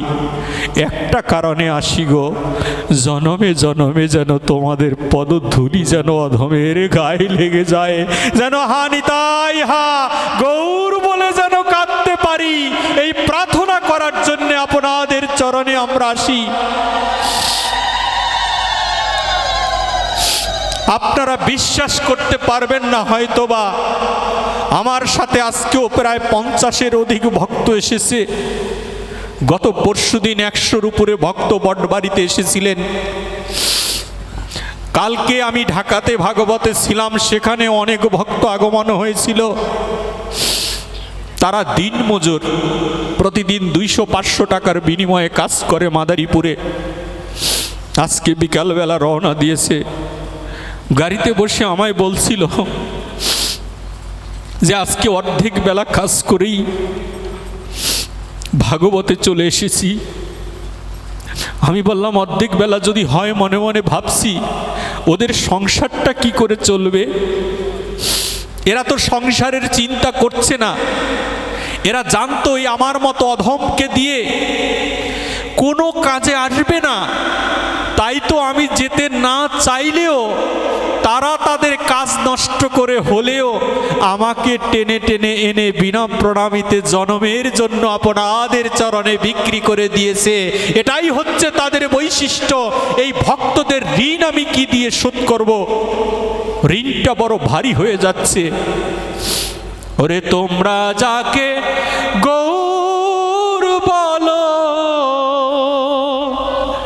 ওরে আমি বলি রাধে, জন্ম জন্মের অপরাধ বাধায় আমার কাঁধে। জন্ম জন্মান্তরের অপরাধ দিয়ে ভক্তের দ্বারে দ্বারে ঘুরে বেড়াচ্ছি। বৈষ্ণবগণ, আপনাদের চরণ ভিন্ন, এই অধমের উদ্ধারের কোনো ব্যবস্থা নেই। উদ্ধার হয়ে দিব্যধাম প্রাপ্তি চাই না, জনমে জনমে যেন কৃষ্ণ ভক্তের ঘরে যেন আসতে পারি, যেন কৃষ্ণ নাম গুণাগুণ করতে পারি। দেখেন, কুরুক্ষেত্র যুদ্ধে কর্ণর মৃত্যু হয়েছিল। কর্ণ একজন দানবীর ছিলেন, যেই দানবীরের বাসায় আজকে আমরা ভাগবত শ্রবণ করছি। আমি এই তত্ত্ব জেনেছিলাম একটুখানি আপনাদের কৃপায় সত্যি এই কর্ণের জীবনী জানার পরে আজকে রওনা দিয়েছিলাম গাড়িতে, জেনেছি অনেক আগেই, কিন্তু কর্ণকে আমার খুব মনে পড়ে গেল। যেই কর্ণকে অর্জুন বধ করেছিলেন সেই কর্ণকে মনে করেছে, আর কর্ণের জীবনী জানার পরে আমার মনে হয়েছে সেই কর্ণই বুঝি আজকে এই রঞ্জন হাজরা রূপে মনে হয় আপনাদের মাঝে এসেছে। কেন জানেন? কর্ণ যেদিন মৃত্যু হয় সেই দিন ভগবান শ্রীকৃষ্ণ, তার চোখ ভরে যাচ্ছিল জলে, কৃষ্ণর নয়ন জল একটু একটু করে বেরিয়ে আসছে। পরমেশ্বর ভগবানের নয়নে জল দেখে অর্জুন বাম পাশে গিয়ে দাঁড়িয়ে আছে। বলেছে, ভগবান তুমি কাঁদছো কেন? বলেছে অর্জুন, কাঁধের উপরে হাত দিয়ে বলছে, প্রিয় ভক্ত অর্জুন, তুমি তো আমার প্রিয়, তোমার কাছে মনের কথা বলি। বলেছে, অর্জুন রে, আমি কেন কাঁদছি জানিস? পৃথিবীতে একজন দানবীরের আজকে বিদায় হয়ে যাবে। বলেছে, কি বলছো ভগবান? পৃথিবীতে এমন দানবীর আছে যেই দানবীরের বিদায়ের কারণে ভগবানের চোখে জল এনে দিতে পারে? পৃথিবীতে এমন ভক্ত আছে যেই ভক্তের সেবার কারণে শ্রীকৃষ্ণের সিংহাসন কেঁপে যেতে পারে? পৃথিবীতে এমন ভক্ত আছে যেই ভক্ত হা গোবিন্দ বলে ডাকলে শ্রীকৃষ্ণ নিজে ধুলায় পতিত হয়ে গড়াগড়ি যায়? এমন বৈষ্ণব কি পৃথিবীতে খুঁজে পাওয়া যাবে? শ্রীকৃষ্ণ কাঁধে হাত দিয়ে বলছে, ওরে অর্জুন, আজকে তোকে এই ভক্ত দেখানোর জন্য নিয়ে যাব। অর্জুনকে একজন মানুষের রূপ ধারণ করিয়ে শ্রীকৃষ্ণ বৃদ্ধ একজন ব্রাহ্মণ হয়ে কর্ণের সম্মুখে গিয়ে দাঁড়ায়। কর্ণ মৃত্যু শয্যায় পতিত হচ্ছে। ব্রাহ্মণ দাঁড়িয়ে বলছে, কর্ণ, কর্ণ তো জানতো না যে আজকে আমার গোবিন্দ এসেছে। কর্ণ বলছে, কে তুমি? বলছে, আমি একজন যাজ্ঞিক ব্রাহ্মণ মাত্র, তোমার কাছে দান প্রাপ্তি ছিল আমার, কথা দাও আমায় একটু দান করবে। বলেছে, হায় রে জীবন, কত দান করতে পেরেছি ভগবান, আজকে মৃত্যু শয্যায় আমি লড়তে পারছি না। আজকে এক ব্রাহ্মণ বলছে আমায় দান করবে, আমি তো দান করা শিখতে পারলাম না এখনো পর্যন্ত। বলেছে, আমায় দান করবে? বলেছে, হ্যাঁ, তুমি কি চাও বলো। বলেছে, তোমার কাছে 2টা স্বর্ণের মুদ্রা আমি চাই। বলেছে, স্বর্ণ মুদ্রা? আমার স্ত্রীর কাছে চলে যাও, আমার স্ত্রীর কাছে এখনো অনেক স্বর্ণ মুদ্রা রয়েছে, দান করলে কখনো কমে যায় না। এই যে রঞ্জন হাজরা মহাশয় কত বছর ধরে কীর্তন দিচ্ছেন, দান করছেন, এখানকারের দান সম্পর্কে সব জানি না, একটু একটু ভক্তদের মুখে শুনেছি। আপনারা দেখুন তো মেপে যে ওনার কমেছেন কিনা কোনো জায়গা থেকে, আরও বেশি বেশি বেড়ে গিয়েছে। 10 টাকা দান করলে ভক্তরা 50 টাকা দিয়ে তাকে এই সমাজে প্রতিষ্ঠিত করে দিচ্ছে। কর্ণ বলছেন, তুমি দানটা আমার স্ত্রীর কাছ থেকে নাও। আর ব্রাহ্মণ বললেন, এই দান আমার প্রয়োজন নেই, যে দান তুমি দিতে পারবে না সেই দান আমার দরকার নেই, স্ত্রীর কাছে গিয়ে দান চাইব। ঠিক আছে, আমি চলে গেলাম। কর্ণ বলেছে, একটু দাঁড়াও, আমার কাছ থেকে দান নিবে, আমি উঠে গিয়ে যে দান দিব সেই অবস্থাও আমার শরীরের নেই। তবে ব্রাহ্মণ, একটা জিনিস আমার কাছে আছে, তুমি স্বর্ণ চেয়েছো না? বলেছে, হ্যাঁ, স্বর্ণ চেয়েছি। বলছে, তুমি হয়তো জানো না, আমার 2টা দাঁত স্বর্ণ দিয়ে বাঁধানো আছে। কর্ণের 2টি দাঁত বাঁধানো ছিল স্বর্ণ দিয়ে, শাস্ত্র গ্রন্থ যেটা প্রমাণ করেছে। বলেছে, ব্রাহ্মণ, তুমি দেখো না এই 2টো দাঁত আমার স্বর্ণ দিয়ে বাঁধানো, একটু পরে তো আমি মরে যাব, আমার এই দাঁত 2টো যদি তুমি গ্রহণ করো, মৃত্যুর সময়ও যেন যদি বৈষ্ণবের সেবায় লেগে যায়, দাঁত 2টো খুলে তুমি নিয়ে যাও। বলেছে, অসম্ভব, তোমার দাঁত খুলে আমি নিব সেই ধরনের ব্রাহ্মণ আমি নই। কর্ণ বলছে, দাঁড়াও, যেও না, শুনে যাও ব্রাহ্মণ, ওই পাশে দেখো একটা পাথর দেখা যায়, পাথরটা এনে দাও না। পাথর দিয়ে কি হবে? পাথর দিয়ে দাঁত 2টোকে ভেঙে আমি যে তোমার চরণে দান করতে চাই, বলেছে পাথর এনে দিয়ে দাঁত ভেঙে আমি নিব, সেই পাত্রী আমি নই। এই বলে ওই ব্রাহ্মণটা চলে যাচ্ছে, কৃষ্ণ নামক ব্রাহ্মণ। বলছে একটুখানি দাঁড়াও, তুমি চলে যাবে, আমি দান করতে পারবো না। কর্ণ ওই শরীর নিয়ে মৃত্যুর শয্যায়, ওই শরীর নিয়ে গড়াতে গড়াতে গড়াতে গড়াতে গিয়ে ওই পাথরের সম্মুখে গিয়ে নিজের দাঁত সজোরে যখন আঘাত করলেন, তখন দাঁত দুটো ভেঙে রক্ত মাখা স্বর্ণের দাঁতগুলো চকচক করছে। কর্ণ হাতে নিয়ে বলছে ব্রাহ্মণ, এবার এই দাঁত দুটো গ্রহণ করে, স্বর্ণটা গ্রহণ করে আমায় মুক্ত করে দাও। বলেছে না গো, এই রক্ত মাখা নোংরা লালা মাখা এই দাঁত আমি গ্রহণ করতে পারবো না। এই দাঁত তোমার দাঁত, তুমি রেখে দাও। ভক্তকে কত পরীক্ষা করা হয় দেখুন। আর আমি একটু পূজা দিয়ে, একবেলা উপবাস থেকে, কয়েকটা নৈবেদ্য দিয়ে ভগবানকে বলি, তুমি মনে হয় পৃথিবীতে নেই ভগবান। কর্ণ দাঁত দুটোকে বলেছে রক্ত মাখা লালা মাখা দেখে তুমি নিবে না। বলেছে না, রক্ত মাখা দেখে নিব না। তাহলে এই দাঁতগুলো আমি কি করব বলো? ব্রাহ্মণ, যেহেতু তুমি চেয়েছো, আমি ব্রাহ্মণ তোমার কাছে এই ভিক্ষা চাই, আমাকে একটু জলের সঞ্চার করে দাও না গো। একটু জল যদি দিতে, তাহলে ধৌত করে তোমার চরণে আমি দান করে দিতাম আমার স্বর্ণের দাঁত। ব্রাহ্মণ বললেন, আমি কোথায় জল পাবো এই মরুভূমিতে? বলেছে কোথায় জল পাবে? ব্রাহ্মণ, শাস্ত্র গ্রন্থ জানো না? বলেছে শাস্ত্র গ্রন্থ জানি না তো।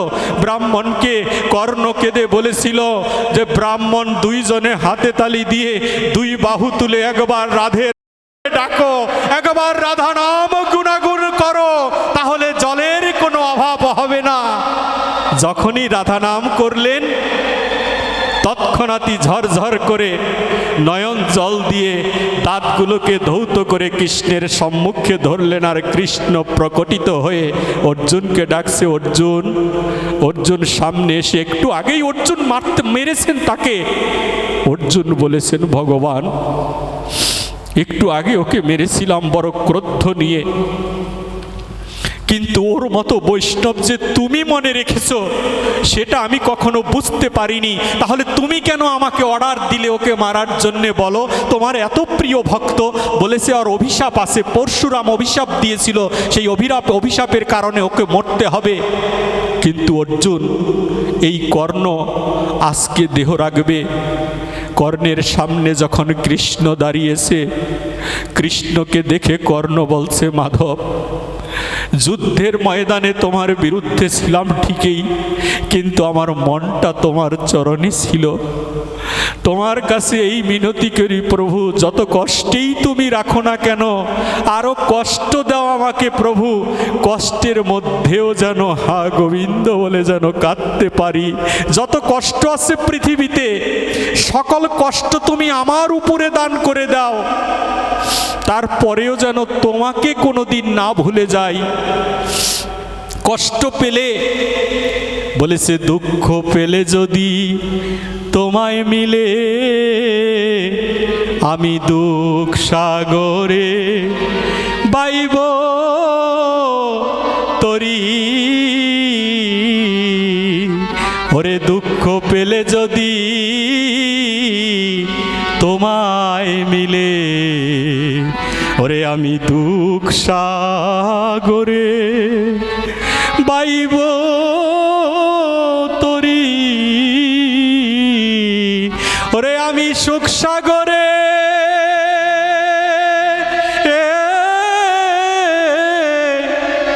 ওরে যাব না রে আর। ওরে দয়ালের সুখে তোমায় ভুলতে পারি, দুঃখ সাগরে বাইব তরি। কর্ণ বলছে, মাধব, যদি দুঃখ দিলে তোমাকে মিলে যায়, তাহলে জনমে জনমে যেন দুঃখের সাগরের মধ্যে আমি যেন পতিত হয়ে যাই। সুখ আমার কোনো প্রয়োজন নেই। যেই সুখ তোমাকে কেড়ে নিবে, যেই সুখে মাধব এসি ছেড়ে ঘরের মধ্যে ঘুমালে প্রভু আমার তোমাকে মনে পড়ে না। বড় গরমের মধ্যে এসির ঠান্ডায় যখন ঘুমিয়ে থাকি নারীর কুলে, মাধব গো তখন যেন তোমায় ভুলে যাই। আর যদি প্রভু তুমি আমায় কষ্টে রাখো, যদি ভাঙা ঘরে রাখো, সেই ভাঙা ঘরে বসেও যেন হা গৌর বলে যেন কাঁদতে পারি। নরোত্তম দাস বলেছে, বনে কিংবা সংসারে থাকে হা গৌরাঙ্গ বলে ডাকে, নরোত্তম মাগে তার সঙ্গ। তুমি সংসারে থাকো আর বনে থাকো, সেটা বিচার্য নয়, শুধু কাজই হচ্ছে হা গৌর, হা নিতাই বলে ডাকা। গৌর বলে ডাকলে কি হবে? গৌর বলে ডাকলে এই জীবের কি হয়? যেমন নামের কি ক্ষমতা? নামের কি ক্ষমতা নেই? আপনারা প্রমাণ করবেন নামের ক্ষমতা আছে কিনা। একটা খাবার আছে তেঁতুল, নাম হচ্ছে তেঁতুল। তো এখন তো আমাদের কারো কাছে তেঁতুল নেই এই আসরে, তাহলে আপনি বসে বসে বারবার তেঁতুল তেঁতুল তেঁতুল বলেন তো, 50 বার বলেন না। বলার পর দেখবেন আপনার জিভে জল চলে আসবে। তেঁতুলটা খাচ্ছেন না, কিন্তু ওই নামটা বলার কারণে আপনার জিভে জল চলে আসবে। তদ্রূপ ভক্তি ভরে যদি কেউ হা গৌর বলে ডাকে, তাহলে গৌর প্রেম এই জীবের ভিতরে প্রকাশিত হয়ে যায়। একবার গৌর বলে ডাকলে এই হৃদয়ের ভিতরে রাধা প্রেম প্রকাশিত হয়ে যাবে। সেই জন্য গৌর বলে ডাকার সময় এসেছে আমাদের। বলেছে ওকে ধরবো না, ওকে ছুঁইব না। আজকে আমাদের মাঝে প্রদীপ বাবু নামে এক বৈষ্ণব এসেছে আপনাদের এই আসরে। কি দিয়ে এই বৈষ্ণবদের বর্ণনা করব? আজকে বিকালে আমাকে বলছে যে প্রভু ভাগবতে যাওয়ার অনেক ইচ্ছে, কিন্তু ধারাবাসাইল থেকে এসেছে, বলছে প্রভু ভাগবতে যাওয়ার অনেক ইচ্ছে, কিন্তু প্রভু আমার যে অনেক জ্বর। আমি তাকে আপনাদের চরণের কৃপায় বলেছিলাম, প্রদীপ বাবু ভাগবতে এসে যদি ভক্তের বদন দর্শন করেন, আমি বিশ্বাস করি আপনার এই রোগগুলো সেরে যাবে, আপনি সুস্থ হয়ে যাবেন। এই তো হচ্ছে বৈষ্ণবের কথা, এই তো হচ্ছে বৈষ্ণবের ভাব। যেই ভাবটা অর্জনের জন্য আমরা এই আসরে এসে থাকি। কোটি দুরাচারীর মধ্যে যদি একজন বৈষ্ণবের পদার্পণ হয়, ওই বৈষ্ণবের কৃপায়, পদধূলির কৃপায় এই কোটি দুরাচারী ব্যক্তিকে দিব্য ধাম প্রাপ্তি করে দিবে আমাদের চৈতন্য মহাপ্রভুর কথা। কি দিয়ে আমরা অহংকার করছি?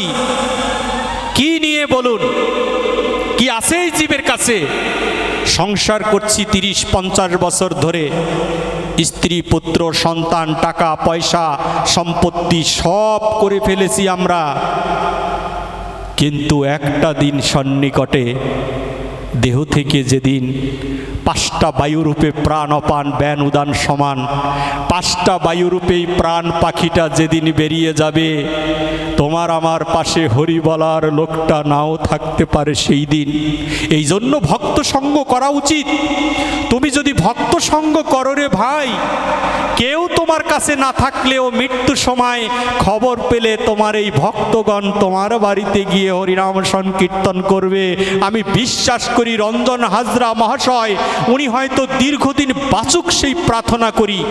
নবদ্বীপ, মায়াপুর, বেলুর মঠ, দক্ষিণেশ্বর, কালীবাড়ি, পুরীধাম, সর্বশেষ মথুরা, বৃন্দাবন ভ্রমণের কারণে 800-র উপরে ভাগবত প্রচারের সাথে যুক্ত থাকার কারণে আমার যদি কোনো পূর্ণ থেকে থাকে, সেই পূর্ণটা আপনাদের মাঝে বসে এই রঞ্জন হাজরা মহাশয়ের উদ্দেশ্যে আমি দান করে দিলাম। ওনার মতো বৈষ্ণব যদি দীর্ঘদিন বেঁচে থাকে, তাহলে দীর্ঘদিন হরিনাম কীর্তন হবে। এই বৈষ্ণবদেরকে আমার খুব দরকার। কোটি দুরাচারীর মধ্যে একটা বৈষ্ণব প্রয়োজন, যেই বৈষ্ণব দর্শনের মাধ্যমে এই জীবের হৃদয়ের ময়লাগুলো দূরীভূত হয়ে যাবে। কোথায় সেই বৈষ্ণব?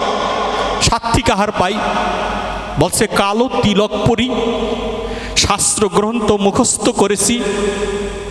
কিছুদিন আগে আমার বাসার আলমারি খুলেছিলাম, খুলে দেখছি পিতামাতার কৃপায় অনেকগুলো সার্টিফিকেট।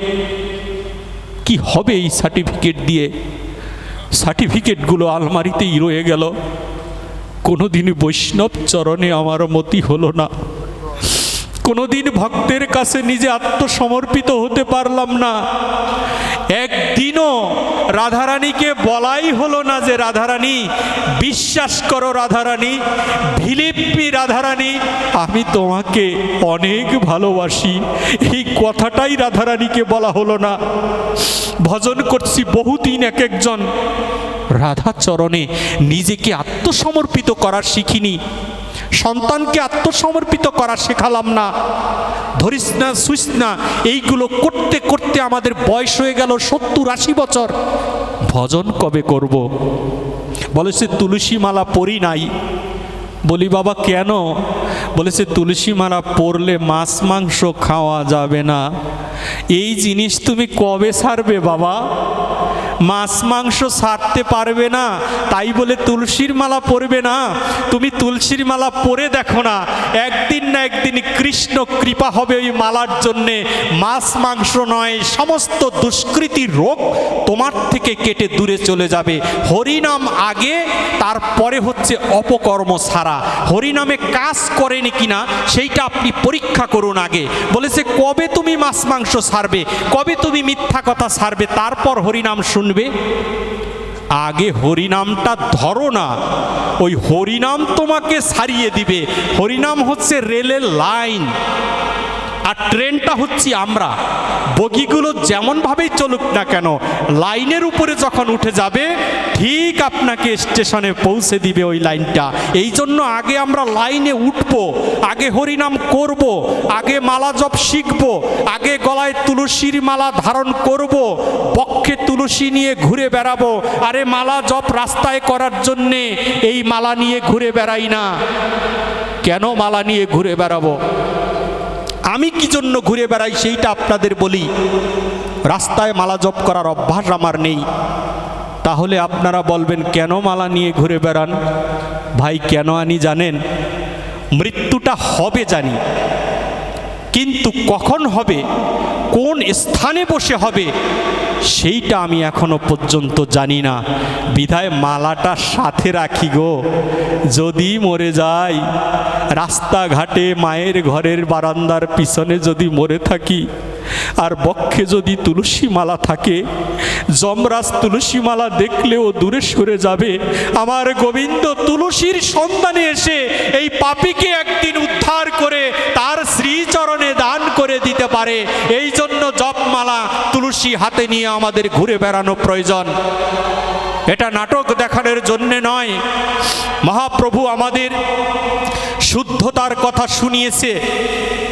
শ্রীমান শ্রীকৃষ্ণ চৈতন্য মহাপ্রভু আমাদের 6 গোসাইয়ের মধ্যে রূপ সনাতন, সনাতন গোস্বামী সবার বড় ছিল, আর শ্রীজীব গোস্বামী ছিল সবার ছোট।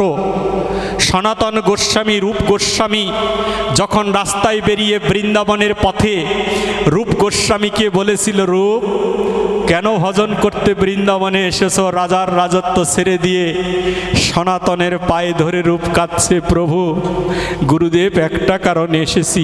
বলেছে এই রূপ আমি না তোর বড় ভাই? বলেছে পিতা গুরু, মাতা গুরু, গুরু জ্যেষ্ঠ ভাই, তুমি আমার বড় ভাই তুমি বলছো, কিন্তু দাদা তুমি আমার ভাই নয়, তুমি হচ্ছ আমার শ্রী গুরুদেব মাত্র। গুরুদেব তোমার চরণে মিনতি রাখি, কেন এসেছি জানো বৃন্দাবনে? বলেছে কেন এসেছো? রূপ গোস্বামী বললেন, একমাত্র মহাপ্রভুকে একটুখানি দেখব বলে বৃন্দাবনে এসেছি। ওই মহাপ্রভুকে দেখার জন্যে রাজার রাজত্ব ছেড়ে দিয়ে চলে এসেছে। বলেছে মহাপ্রভুর ভজন করবি না? ভজন করার যোগ্যতা আমার নেই। রূপ গোস্বামীর মতো বৈষ্ণব বলছে ভজন করার যোগ্যতা আমার নেই। আমি শুধু একটা বর্ণনা করতে চাই। ভক্তি রস সিন্ধু গ্রন্থ বর্ণনা করেছিলেন রূপ গোস্বামী শ্রীজীব গোস্বামীর সহযোগিতার মাধ্যমে। বলেছিল আমি শুধু বর্ণনা করতে চাই, জনমে জনমে যেন মহাপ্রভুর দাসের অনুদাসের চরণের সেবায় যেন রূপ গোস্বামী যুক্ত থাকতে পারি। দাদা জন্য আমি বৃন্দাবনবাসী হয়েছি। কি আক্ষেপ গো, রাজার রাজত্ব ছেড়ে দিয়েছে অর্থ মন্ত্রণালয়, সনাতন গোস্বামী প্রধানমন্ত্রীত্বে ইস্তফা দিয়ে দিয়েছিল আমার মহাপ্রভুর কারণে। মহাপ্রভুকে দেখবে বলে, মহাপ্রভু হৃদয়ের মাঝে বাস করে। আমার মহাপ্রভুকে আমরা সবাই ভালোবাসি, মহাপ্রভুকে হৃদয়ের মাঝে আমরা স্থান দিয়েছি। সেই মহাপ্রভুর অন্যতম হরিনাম সংকীর্তন আমরা কিছুর বিনিময়ে নষ্ট হতে দিব না। মহাপ্রভুর নিত্যানন্দ প্রভুকে আমরা কিছুর বিনিময়ে নষ্ট হতে দিব না। জানেন মহাপ্রভু কি করেছে? সাধুদের কাছে যাওয়ার কথা আছে, কিন্তু মহাপ্রভু কি করেছে? শ্রীবাস অঙ্গনে শ্রীমান চৈতন্য মহাপ্রভু দরজা জানালা বন্ধ করে রসাস্বাদন করছেন। সেই সময়ে শ্রীবাস অঙ্গনে বসে কীর্তন করছেন। শীতের গভীর রাত্রি প্রাত মুহূর্তে স্নান করে এসে সুন্দর কপালে সুন্দর তিলক, সুন্দর নামাবলী গায়, দুই বাহু তুলে জীবের দ্বারে দ্বারে গৌরা হরির নাম বিলায়। এই মহাপ্রভু তিলক চন্দন কপালে দিয়ে ছিন্ন নামাবলী গায়। এর চেয়ে বড় নাটক আর কি হতে পারে? ভগবান ছিন্ন বসন পরে আজকে হরিনাম প্রচারের নিমিত্তে রাস্তায় বেরিয়ে এসেছে, আর আমরা দামি দামি কাপড় পরেছি। কখনো হরিনামের সাথে যুক্ত হতে আসি না। হরিনামে আমি আসি গো, কিন্তু পরের মেয়ে দর্শনের জন্য আসি। হরিনামের আসরে ভালো প্রসাদ দিবে সেই জন্য আমি আসি, আমার কথা বলছি। কিন্তু ওই হরিনামের আসরের মধ্যে যে মহাপ্রভু বলেছে 64 মহন্ত সহ আমি এই আসরে উপস্থিত থাকি, আমি তো মহাপ্রভুকে দেখতে আসি না, আমি আসি রং ঢং দেখার জন্যে। বলছে অমুক কীর্তনিয়া খুব সুন্দর মডার্ন কীর্তন করে। মডার্ন সেই দিন বেরিয়ে যাবে যেই দিন তোমার প্রাণ পাখি চলে যাবে। সব মডার্ন বেরিয়ে যাবে, হরি বলার মানুষটুকু থাকবে না। আপনাদের এই আসরে আমি এই মিনতি করছি, আমি জানি না কোথায় থাকবো, কখন এই মিনতি থাকবো। আমার দাদা রঞ্জন হাজরা হয়তো একদিনই দেহ রাখতেই হবে ভাই। যেদিন ওনার প্রয়াণ দিবস যদি কখনো সামনে আসে, আপনারা আমাকে আজকে কথা দিয়ে যান, আপনারা যেন ওনার সেই দিনে যেন আপনারা বন্ধু হয়ে ওনার পাশে এসে রাধা কৃষ্ণের সেই মহা হরিনাম কীর্তন শুনিয়ে যাবেন। এই প্রার্থনা আমি আপনাদের কাছে করে গেলাম। শ্রীমান শ্রীকৃষ্ণ চৈতন্য মহাপ্রভু শ্রীবাস অঙ্গনে হরিনাম শ্রবণ করে, কৃষ্ণ কথা শ্রবণ করে, দরজা জানালা বন্ধ করে হঠাৎ করে মহাপ্রভু বলছেন, দরজাটা খুলে দাও। শ্রীবাস, ঘুমিয়ে পড়েছ শ্রীবাস? এই আলোচনা করে আমি বিশ্রাম দিতে যাচ্ছি। বলেছে প্রভু আমি তো ঘুমাইনি প্রভু, তোমার কীর্তন শুনছিলাম। বলছে শ্রীবাস দরজা খুলে দাও। গম্ভীর সেই অমৃতময় কণ্ঠ। এখনও যারা বৈষ্ণবগণ নবদ্বীপে যান, শ্রীবাস অঙ্গনে গিয়ে ভালো করে কান পেতে শুনে দেখবেন, এখনও মহাপ্রভুর সেই অমৃত কণ্ঠে কে যেন কেঁদে উঠে বলছে, ওরে শ্রীবাস আমার এই ঘরের দরজা আমায় খুলে দে, আমাকে বাহিরে যেতে দে। শ্রীবাস ঠাকুর বলছে ঘরের দরজা কেন খুলবো? বলছে প্রাতকালে গভীর রাত্রে দেখছিস না কে যেন হরিনাম গুণাগুণ করছে, ওই কীর্তন আমাকে শ্রবণ করতে দে ভাই, দরজাটা খুলে দে। এই নাম হচ্ছে মধু মাখা নাম, মধু মাখায়ে সুরে এই কীর্তন করতে হবে। শ্রীবাস বলছেন কোথায় তোমার কীর্তন হচ্ছে, আমি তো শুনতে পাই না। মহাপ্রভু বলছেন আমাকে ধরে বয়। বলছে ধরলে কি হবে? বলছে ধরলে স্পর্শ লাগবে। স্পর্শ লাগলে কি হবে? স্পর্শ লাগলে ওই রোগগুলো তোমার ভিতরে প্রবেশ করবে, তুমি ওই হরিনাম শুনতে পাবে। বৈষ্ণবকে স্পর্শ করলে তোমার ভিতরে সেই বৈষ্ণবের গুণগুলো প্রবেশ করবে। এই জন্য বৈষ্ণবদের সাথে আলিঙ্গন করি আমরা। যখনই শ্রীবাস শ্রী মহাপ্রভুর ডান দিকে এসে যেই মাত্র মহাপ্রভুর গায়ে হাত দিতে সাহস পেলেন না, সেই তপ্ত কাঞ্চন অঙ্গখানা মহাপ্রভু নিয়ে শ্রীবাস অঙ্গনে দাঁড়িয়ে আছে ঘরের মধ্যে। মহাপ্রভুর নামাবলী যেই মাত্র স্পর্শ করেছে, সেই মাত্র শুনতে পাচ্ছেন শ্রীবাস কে যেন কীর্তন করছে, হরে কৃষ্ণ হরে কৃষ্ণ কৃষ্ণ কৃষ্ণ হরে হরে হরে রাম রাম রাম হরে হরে হরে কৃষ্ণ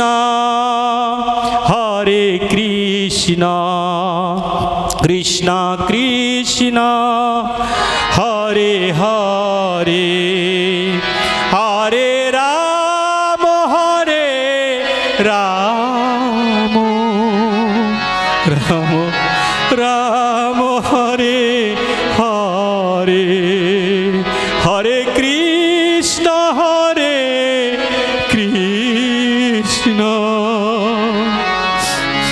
কৃষ্ণ কৃষ্ণ হরে হরে। ঠিক মহাপ্রভুর আঁচল ধরে শ্রীবাস এই নাম গুণাগুণ খুলে শ্রীবাস মাথা দিয়ে তার ঘরের দরজা খুলে দিলেন। চৈতন্য মহাপ্রভু কুয়াশার রাত্রিভর সেই চৈতন্য মহাপ্রভু ব্রহ্ম মুহূর্তে শ্রীবাস অঙ্গন থেকে উত্তর দিকে ছুটে যাচ্ছেন।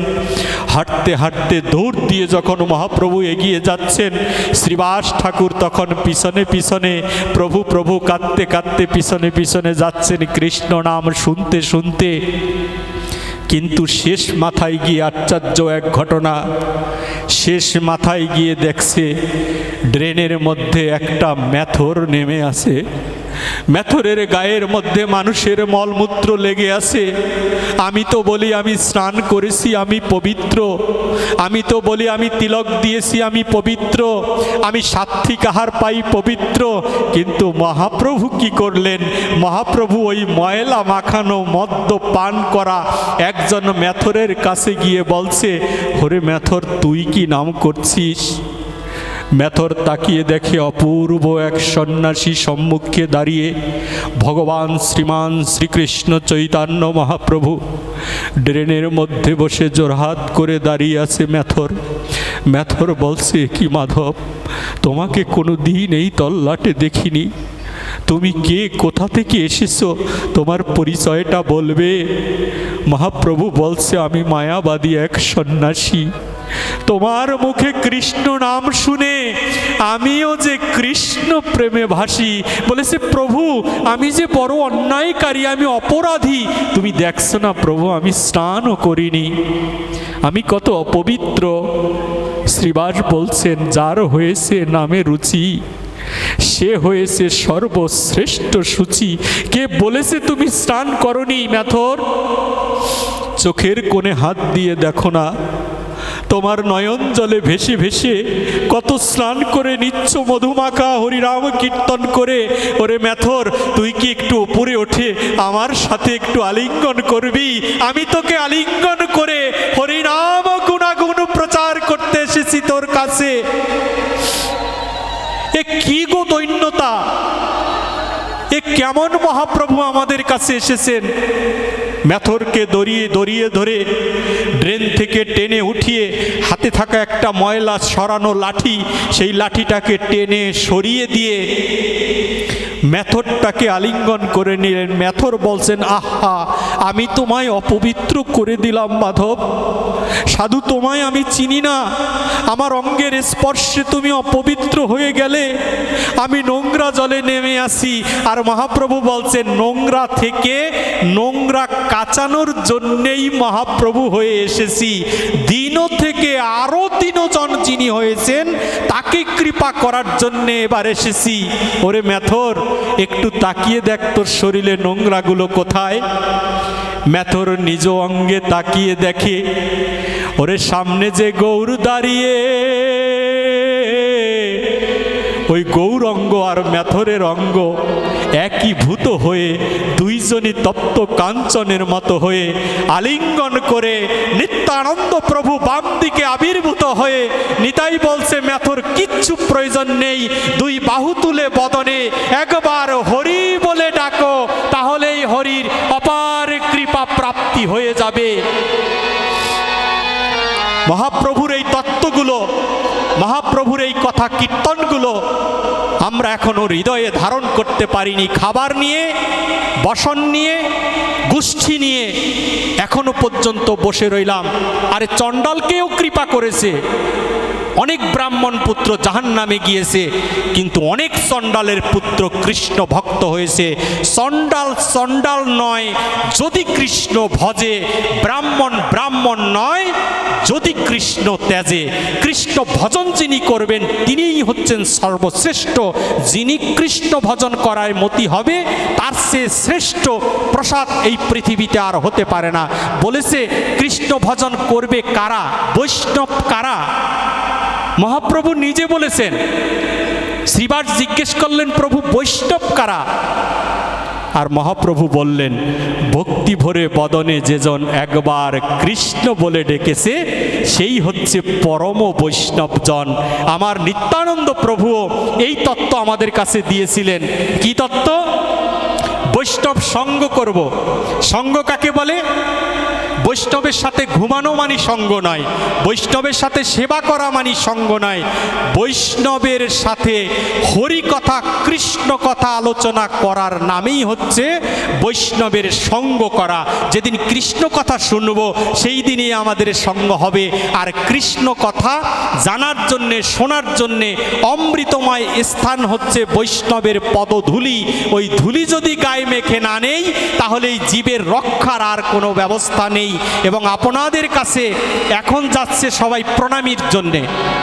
ভক্তবৃন্দ কৃপা করে 5টা মিনিট সময় দিন। আপনারা জেনেছেন আমি প্রণামী নেই না, তবে প্রণামী আমি গ্রহণ করি। গ্রহণ করার নেওয়ার মধ্যে তফাৎ আছে। আমি যেখানে ভাগবতে যাই, আপনারা আমাকে দেখলে প্রণামীটা বেশি করে দিবেন। কেন? কারণ এই প্রণামীটা আমি গ্রহণ করে এই স্থানে রেখে যাই ভক্ত সেবার জন্যে।